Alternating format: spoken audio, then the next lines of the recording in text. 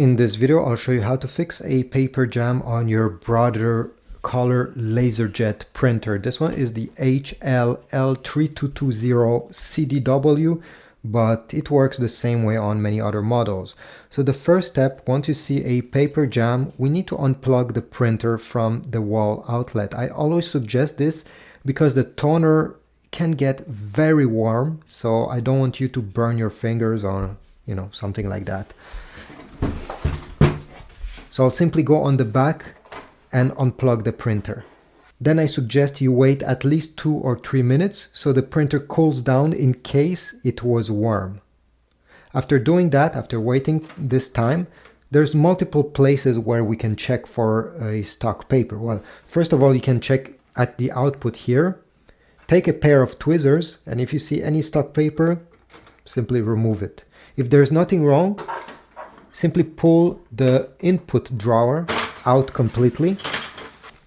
And from here we have a view of these rollers and even more. If you see again any stock paper, sometimes just a few bits and pieces, again with your fingers or a pair of tweezers, go ahead and remove it. To get a better view, okay, you can also flip the printer on its back.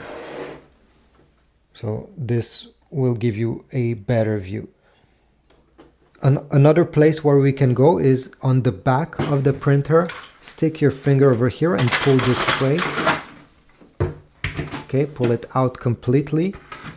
And once again, check for any stock paper over there. If you still didn't find where another place where we can go is on the back of the printer. There's a small latch. Stick your finger over here and pull this tray. Remove the toners. Grab them, okay, pull it out completely.